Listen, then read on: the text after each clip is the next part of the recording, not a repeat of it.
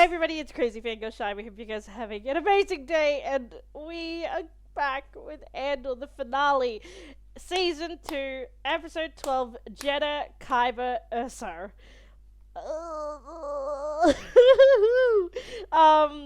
I am not prepared. My body is not ready. My soul is not ready to say goodbye to this show. This show is so powerful and one of the best things that's ever happened to Star Wars, and I think just media in general, and how much risk can be taken with storytelling. Again, I'm nervous. Last episode had me like on such an adrenaline high. But yeah, let's get straight into it. Please remember to like and subscribe if you enjoyed this video. But without further ado, let's jump into the finale. You need to tell them what you told us.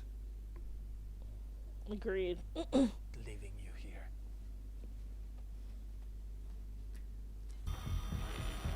Oh. Jesus! You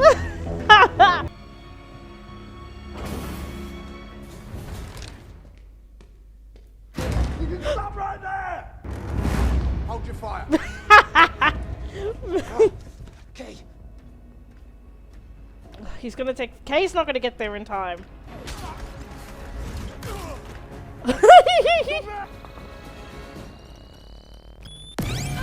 Oh my god! Come on, up, please. Oh, no, she... Oh, please don't tell me she died, my god. Oh, protect her, Cass! Oh, you're about to get killed, man. Oh! Oh my god! Cassian, I've cleared a path. Go now, quick, go. At least they got her. I hope she's okay.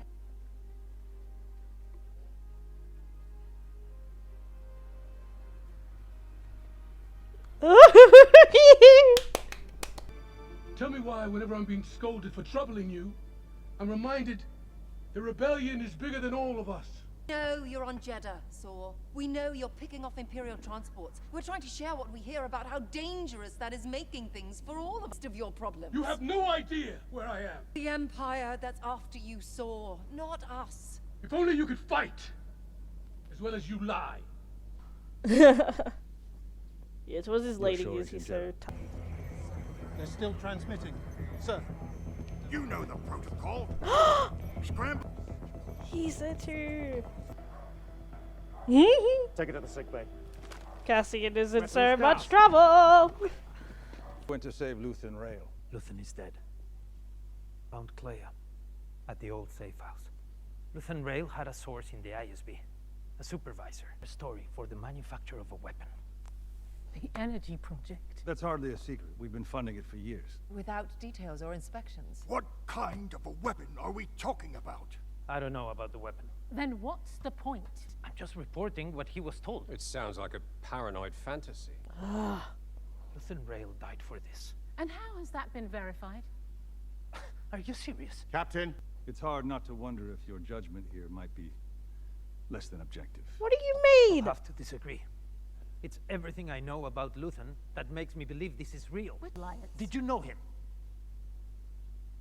Any of you? When I say I know Luthen, I mean I know the good and the bad. I know what was wrong with him. I had none of that can take away what he did and how hard it was.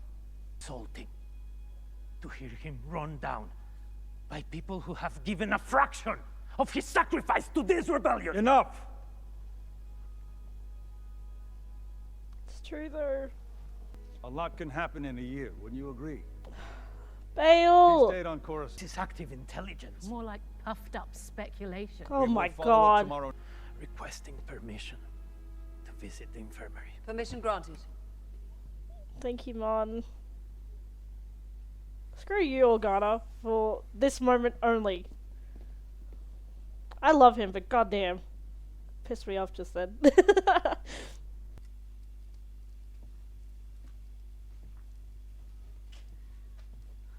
What's happened? Luthen's dead. Cassian brought Kleya back, but when did this happen? Just now. And you'll tell me what you think. spy on him. Help me believe him. What do you mean, help believe him?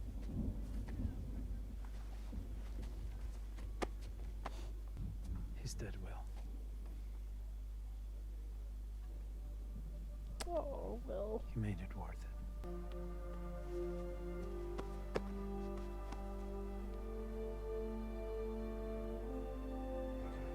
Will was so fond of him too. Mon wants to know if your Luthen story is real. Damn, she said it so plainly. Dwarfed by the scale of the enemy. Remember this. Mimic. Freedom is a pure idea. I'm afraid they're waiting for you, sir. I told them I'd bring you down.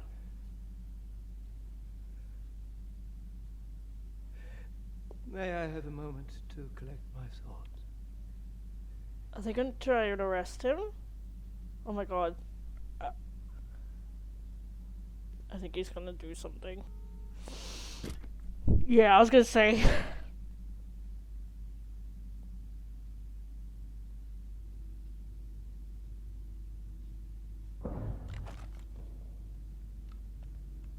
Oh, why did he kill himself? Is it because they couldn't get her?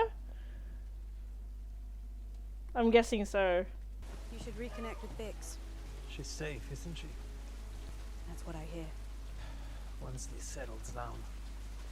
Maybe. So he's the think about it. babies. Don't wait too long.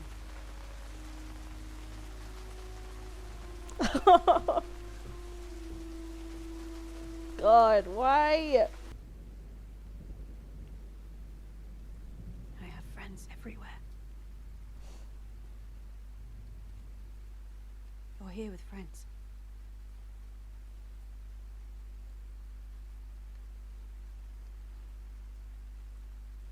It's such a contrast to the first 3 episodes when they were like in such like jewels and lavish places, and look at where they are now. We've been released. Tomorrow. I'll only meet with you. That doesn't sound promising. Do you trust him?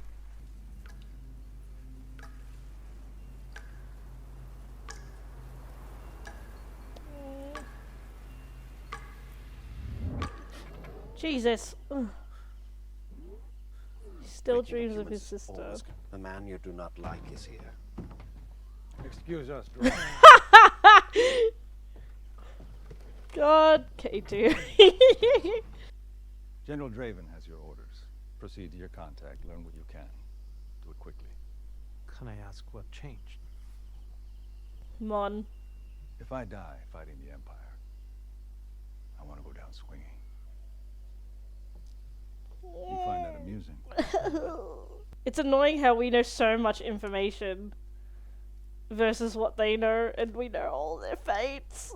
Oh my god, he's getting into his costume from Rogue One! I hate this. This is... It's like daily routine before you... Why? Oh, Will Mon. Mon. Perrin. Oh, what? That's what's her face's wife. Oh, you were so. He's yuck. Oh, he's fallen from grace, really. Oh, Kleya.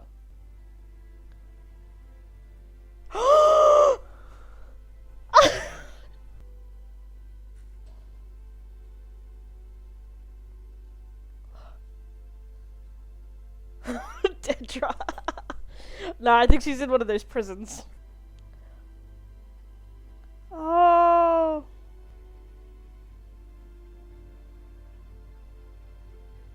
Yeah, I'll talk about her later.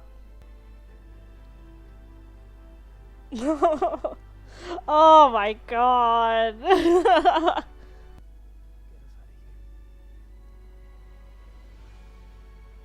Oh my god.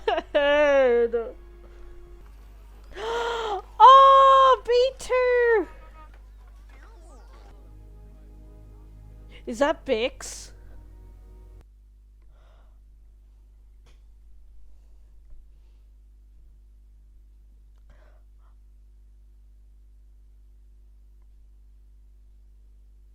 Oh my god, did she have Cassian's baby?!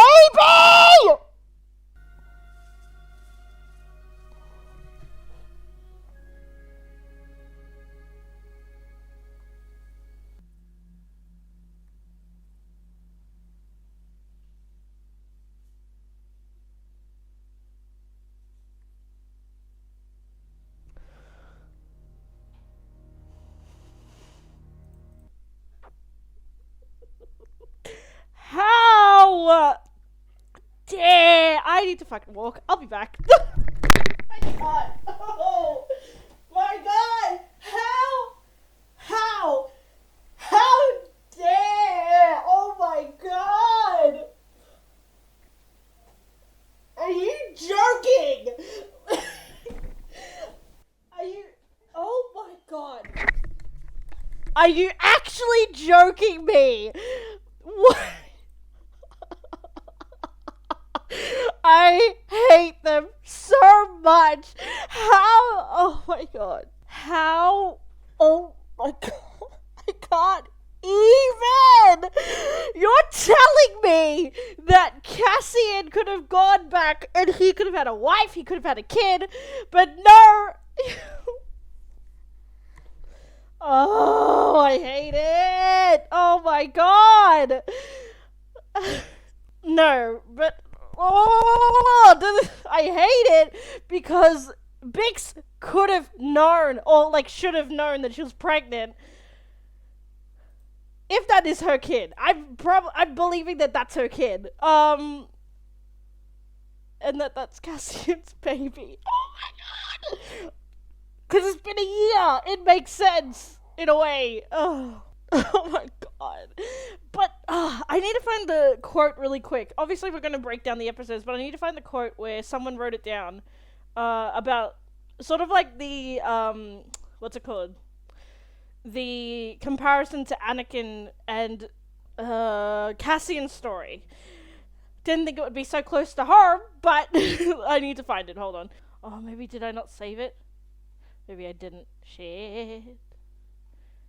But basically, it was the comparison of how Bix made that sacrifice. Sort of like the issue of not the issue, sorry, but the topic of sacrifice, and even like what happened with like how Anakin tried to do that versus like with Cassian, and or like with Bix, how she gave up the love of her life so that he could become the messenger or the hero that the rebellion needed. And it's like someone wrote it better than I'm saying it now, but there was a tweet, I can't find it. But my god, that ending, how dare you? I was like, the moment they mentioned it, I was like, something is going to show up. I thought it was just going to be Bix. But the fact that she went back to that planet, because even in the first arc, she loved it so much.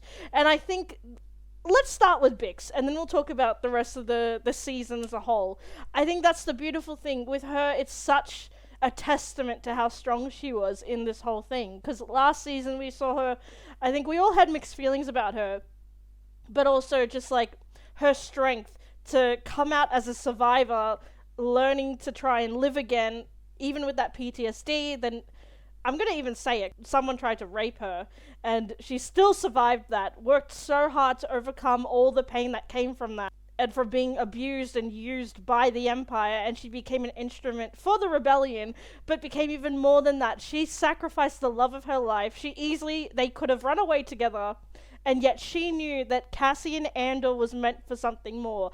Even without the Force healer telling her that, she knew that he needed to be there. And that he was constantly making excuses, like reverting back to how he was in Season 1, where he was like, we can eat, sleep, leave with Marva. He was doing it with Bix. I think because Cassian was always looking for a way out so that he could live. He could live his life finally and have peace. Instead, she knew that he was meant for something more. And then to show that, it's like the final knife in the chest. It's like, how freaking dare you, man? Like, How do I summarize the experience of Andor? Because it is so big. I don't know. How do I describe it? Honestly, just the most humane, beautifully written story about the struggle to survive, to rebel, to resist an empire. It's just so good, and just, I don't know if anything can beat it. Like, this was so fantastic. And again, going back to how many years ago it was when it was announced that we were getting Andor, everybody was like, why are we getting this? Like, even me, I was like, interesting, like, that it's not Jyn, but also we got her story sort of in Rogue One. But I was like, Cassian? I was like, okay, I'm open-minded to it. Like, we watched the trailer and stuff on the channel, like, the first teaser, like, when they were making the sets and stuff and had their first day. And I was like, interesting, like, what's gonna happen? And then the trailer came out, and I was like, oh my god, this is something unique and different. The tone feels so different from anything I've ever seen. It was just everything that I never thought Star Wars could be. Because Star Wars, I think they've always tried to push the limit on what they can talk about, but because of, I guess, restrictions or like producers and Disney and la la la, especially after Disney took over Star Wars, it was very hard, I think, for whoever was in charge to get those projects greenlit or like certain issues spoken about. And it was very like surface level. It was never in depth. And then comes Andor and like kicks that expectation out of the park and is insane. And then season 2 went above and beyond, and touched so many issues that plague the world today. And even Tony Gilroy said it too in a recent interview. This is not reflecting the time that we're in now, but it is in human nature that it's sort of the cycle repeats itself because of the greed of empires, of people with power. And I was like, that's so fucking true. Because, like, it's not even just today in terms of, like, if we're talking about Palestine, free Palestine, by the way, different attacks that happen in India, and people have been talking about that too. In Sri Lanka, the genocide. In Africa, there's so many genocides as well. And there's so many genocides and murder and power-hungry governments or political figures who do these things for their own need and their own, like, sort of journey for power, as we see in history. We see it so many times with the Second World War, First World War, and just any other sort of like situation that is like that as well. And so, again, just to see, going back to season 2, I talked about this in the first arc, and I think, I don't know if I was in a very emotional state when talking about it, but like the whole thing talking about women at war and how, again, we are seen as invaluable, we are seen as objects, and just how Tony wrote that part too, and I am so happy he did, because again, we are seen as replaceable, we are seen as instruments, we are seen as just things a lot in terms of war, and even just in life, some people do see women like that. So to have that talked about, especially in an aspect of war, where soldiers come in, invade a planet, and take what they want, as they see fit, is so powerful. And especially with, again, rape, sexual assault, it is such an important aspect to be spoken about, because it's it's always overlooked, because it happens in the real world, it's happened over many generations. You can go back and look at a history book. I say this because so many people fought with me with my interpretation of the first 3 episodes, and especially how, again, I've said this before, but a big figure in the Star Wars community said it doesn't belong in Star Wars, when in reality it does, because Star Wars is about war, and war has horrific things, and that was just one of the many things that unfortunately happen in war. And then we have these rebellions, and, you know, we have things like Gorman, which was basically genocide, and it is genocide. And again, the fact that they used the word genocide was huge. They could have just glossed over that. Instead, they talked about it, and that is so huge in media, especially Star Wars. Whoever greenlit that, thank you. And then this last arc, obviously, was more building towards Rogue One. Still, like, that fight, that struggle for resistance was so beautiful. And it was shown in the sacrifices that were made by Luthen, by Kleya, by everybody else, and it's just so beautiful and bittersweet. But also how, even in that last episode, we see like Mon Mothma, Bail Organa, and all that stuff. We see that sort of like friction, even in the ranks of, like, what's it called? Comrades.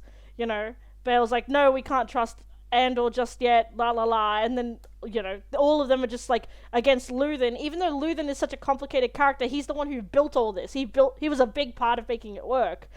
And yet they pit that against each other. Andor's just like, how dare you disrespect his memory when he's the one who sacrificed so much. He killed himself after getting that information to Kleya. It's like, again, the story's so good. But anyway, sorry, I need to get back on track because I'm going on a bit of a rant. I'm trying to think if I talk about the episodes because they all lead to Rogue One, but I will say the writing, magnificent, pacing, magnificent, the tension was so good. And just again, like the linking towards Rogue One and that final episode, it's like, shit, you realize it's everything that's literally like the routine before Rogue One, and if you go and watch the movie, it literally just links into that. It's like, oh my god, what do you mean? It's so good. But yeah, I thought we would see Galen Erso, but in a way I'm sort of glad, because I like that in a way the Erso story is sort of stays in Rogue One, because people thought that he Mad Mikkelsen will appear because he went to the Star Wars celebration,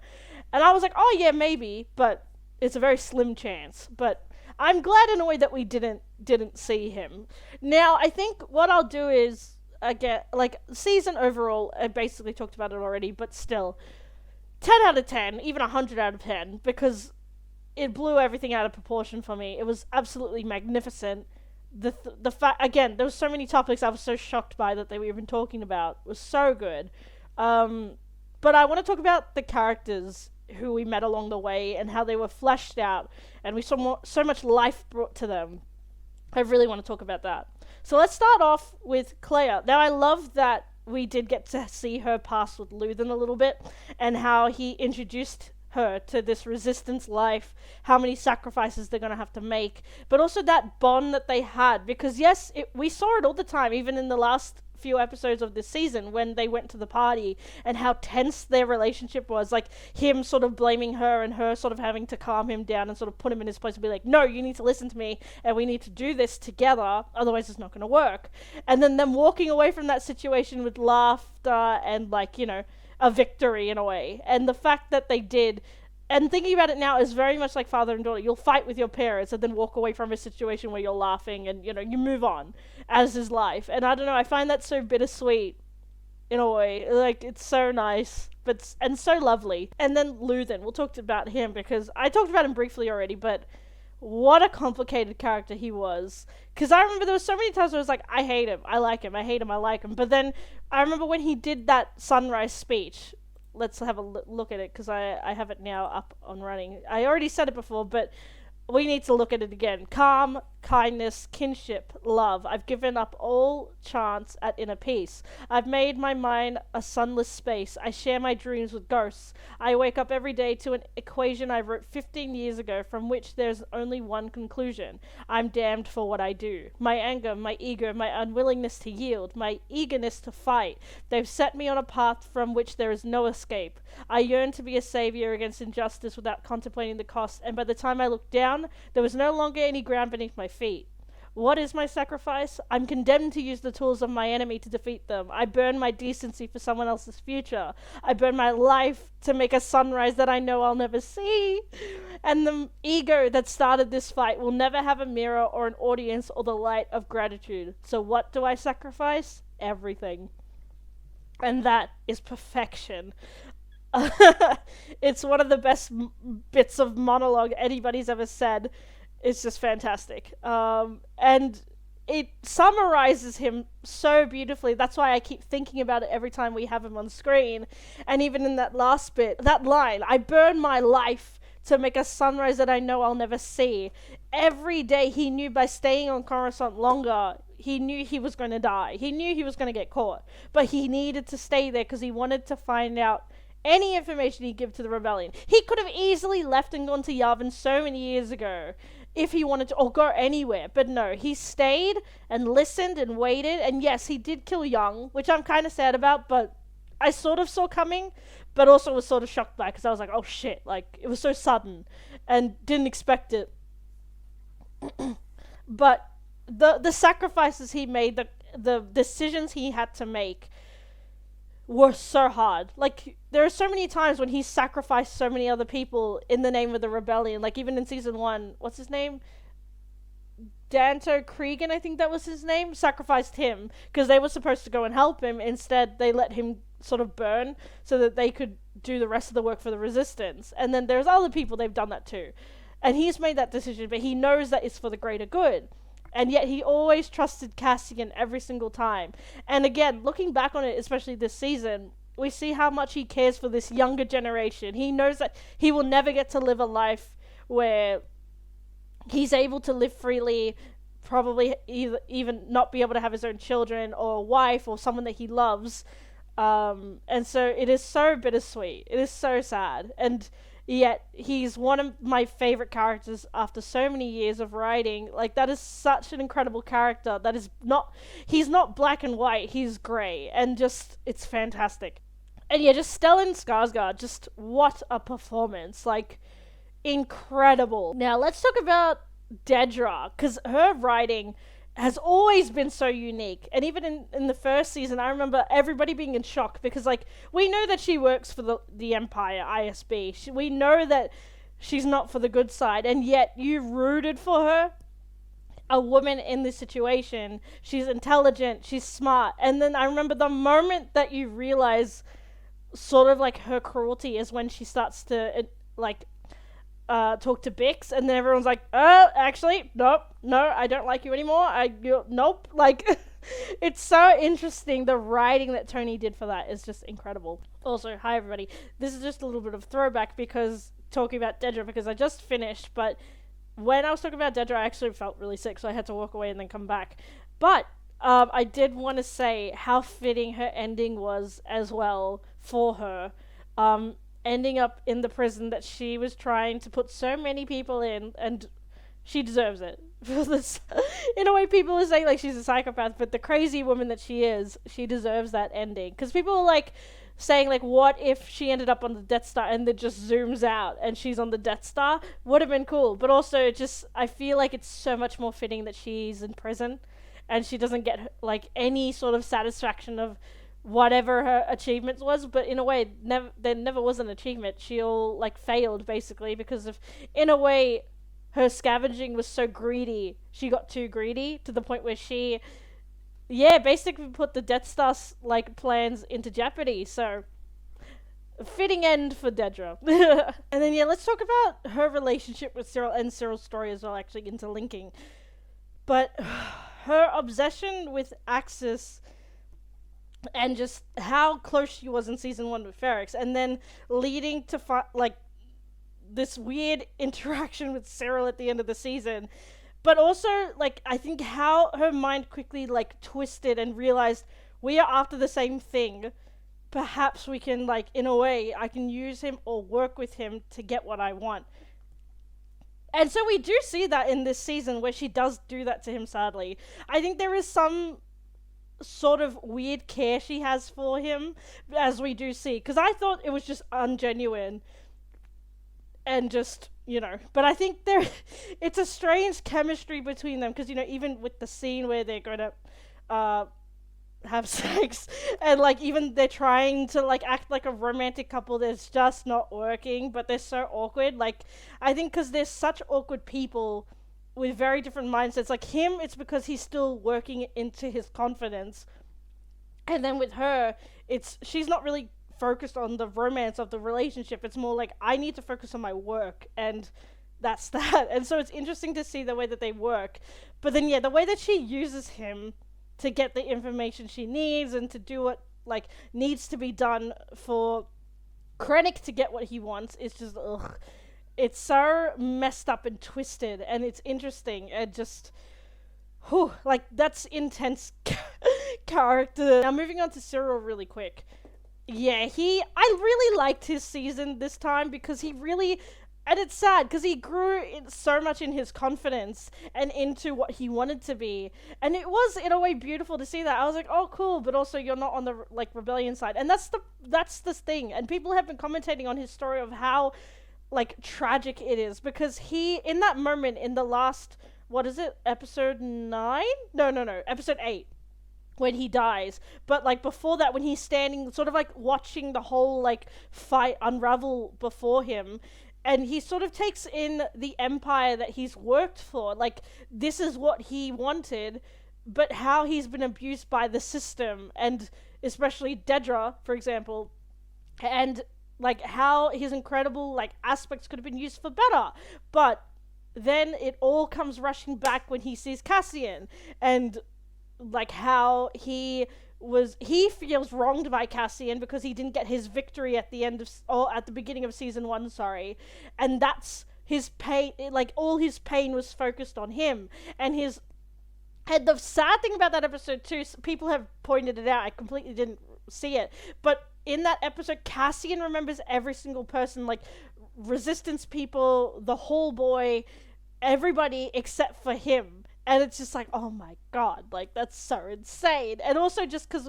with Syril, he had every opportunity to walk away. He could have been like, okay, I'm going to walk away from this, but I'm going to go to the resistance. But no, his pain and, in a way, selfishness just zoned in on Cassian. He was like, I'm blaming you for everything that's happened. It's your fault. And basically just falls into the cycle of, like, the Empire again. It's just like, oh my god, Syril.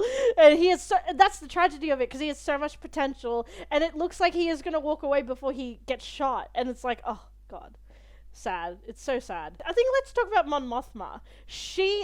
You guys know, I love her so much. And I think she is such a tragic character, and it's interesting because a lot of people, again, I love looking at how people talk about the characters, and people have been talking about her a lot and her relationship with her daughter, and how people said that it was selfish of the way that she saw things for her daughter. I don't think so particularly, maybe because she didn't understand her daughter's views completely, because I realized this after going back and watching, her daughter is so much more progressive than who she is. She is for freedom and such, but then her daughter is in this situation where she wants to get married. She's very, like, much for the what is it? The Chandrilan traditions, but they're very, like, strict, and also, I think, not progressive. They're very, like, you know, they hold you back. And so it's so tragic to see her having to deal with that. And even there's this quote that I found, actually. This person wrote this about her. Find everything with Mon Mothma and her daughter so fascinating and deeply sad. A layered and painful look at the struggle of trying to raise your child the right way when you're going up against the influence of an entire fascist regime. And that literally was what she was up against. Like, even season 1, we see the daughter studying those, like, very, like, conservative ways. That's the word I was looking for. And then we see her with the wedding. How, like, yes, she's innocent because she's a little girl, but also how much more conservative she is than Mon Mothma, especially in the scene when Mon was telling her, you have a choice. She doesn't believe she does, and she's like, I'm still doing this. Like, you're basically in my way at this point. It's like, oh my god. And yeah, her saying, I'm going to get freedom once I get married is the stupidest idea, because she will not. She will have an unhappy marriage the way that Mon did with Perrin. Yeah, it's just interesting, but also heartbreaking, I think, for Mon, watching her go through that. Just all that pain that she has to go through, especially in the wedding part. And she's drinking, she lost her best friend Tay, and, you know, Perrin is just, and Perrin turned into such a slug as well. Like, that's not a great look, my dude. I wonder what happened to the daughter. I would have liked to have seen it, but I guess they didn't have time. I would have liked to have seen her reaction, though, to Mon's speech. It would have been good. Again, they probably just didn't have time to put that in, which is completely fair.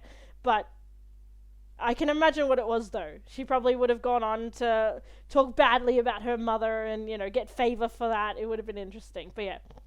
And Mon, I love how she makes that decision to walk away from the Senate, because I knew that was coming. I was like, like, last season we saw it when she's trying to talk sense into the Senate, and one by one the lights just go off, and just none of them are listening to her. And then she's slowly realizing that nothing that she will do will make sense or, like, make a change. And so with that awesome speech she gives. And someone wrote this online and I got annoyed. They were like, how stupid is it that she said a speech that won't even matter? It matters because the wrong people will get upset by it, but the right people will be inspired by it, and that is why. That is the most important thing about that speech. And yeah, she's just such a fantastic character, and I love that she sort of became something, she was something small, and Tony gave her such life, and all the other writers who wrote for her. So, Tony Gilroy, thank you. And again, he's written so beautifully, or like guided all these writers to write so beautifully for their women, and it's so, so beautiful to see. I think I got mostly everyone, and of course, we're going to talk about Cassian.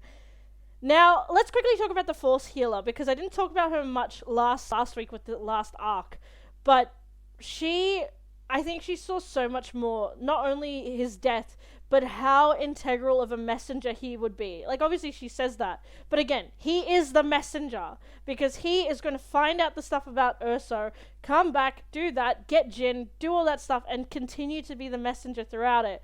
And yeah, someone was posting the gif from Rogue One, where he says, do you think anybody is listening, like towards the end of Rogue One, and it's like, oh my god, you are the messenger, my boy. And just, again, that was his destiny. He was always going to be a part of the rebellion, and he was always going to be a messenger. And props to Diego Luna. He is one of the most brilliant actors, I think, and deserves so much more credit than he gets. And it makes me sad that this is the last time we're seeing him as Andor, like, properly. Obviously, we'll get to see him now in Rogue One and all that stuff, but still, it's like, it's so heartbreaking because of the story they told. And I love, people are going to be like, yeah, well, fuck, they forgot about the daughter storyline. I got so annoyed last season, when everyone was like, oh yeah, but what about the daughter? What about not the daughter, the sister? What about the sister? What about the sister? What's going to happen? Is he going to go after? Bruh. He hasn't, like in season 1 especially, like he was looking for her and then got in trouble. That's the whole point. Because he was looking for her, but then he got into trouble with the Empire, and that set him off on this journey to work for the rebellion. And that's the notion. It was his sister. And of course he's going to keep remembering her. He's going to look back and think about her and the loss of her. He's never going to be able to be with her because he chose this path for rebellion. And that's the heartbreaking thing. And that's why everybody was like, oh, maybe it's Kleya. But I don't think it is now, after seeing what we saw. Definitely it's just probably a young girl. And unfortunately, I think she's not around anymore. But maybe that was her, in a way, like, that was his sort of waypoint, was her. Maybe it was always like, maybe when I rest, maybe I'll go look for her again. Sort of like the whole thing with Bix, like, when I rest, I'll go be with Bix. Or like, when I rest, I might go and find my sister. Like, I feel like that is such a beautiful notion, and heartbreaking too, because it's like, I'll rest after this. Like, it's that notion of like, this one last thing. And it's so sad and heartbreaking, but unfortunately that happens in so many stories and in life. So many people will have so many plans and dreams, and then they're just gone. For any reason. Not even just war, but just life. And life can just be so unforgiving sometimes, sadly. And it's just, yeah. Cassian Andor will be remembered and just is such an incredible character. Now the show. I mean, what can I say other than it is one of the best shows I've ever witnessed. Has some of the best writing ever. And it's just so put together. And I don't know, like, I feel like nothing will be like Andor. It is such an incredible show from so many points of views, and it just works. Like, and that final landing of everything worked so beautifully, and they did such justice. And yeah, I just think they did such an incredible job with everything, and I don't think anything will ever come close to Andor. It's just a shame that we couldn't have had more, because I think there was a rumor, I think, that they wanted to do more than 2 seasons, but I think either Tony Gilroy or Disney or someone said no, and because Tony was like, once Andor's done, I'm done with Star Wars. I was like, no, Tony, why? He's just so good. And so, yeah, I don't know. It's sad. It's like, come on, man, like, you just made the best Star Wars stuff and you're gonna disappear? Like, why would you do that? But yeah, this was just fantastic. I thoroughly enjoyed it. I could sit here talking about it more. I'm probably going to write a lot of like character analysis pieces and videos about Andor because it's so good. and just so brilliant. I am gonna miss it though. Like, this show means so much to me, and it brings so much awareness even to real life events too, and so it's brilliant. It's brilliant. Thank you guys so much for watching this. I hope you guys enjoyed this reaction and analysis of the season. Please give it a like and subscribe if you enjoyed this. Please leave your thoughts down below as well, what you thought of Andor. Thoroughly enjoyed it. An incredible show and season. I wish there was more, because it was fantastic. But yeah, I'm sad now. What am I going to do on Wednesdays? I am exhausted mentally. I didn't cry, but I think I'm just mentally exhausted. I'm like, oh my god. No. It'll probably hit me in a few hours, probably while I'm editing. I'll be like, no. But yeah, fantastic. So, thank you guys so much. I really appreciate all the love on the series as well. Thank you so much. Remember, there's also Last of Us reactions, and there's some new content coming in a few weeks, but I'll talk about that when it's around the corner. But yeah, thank you guys so much, and I'll catch you guys in the next video. Crazy Finger out.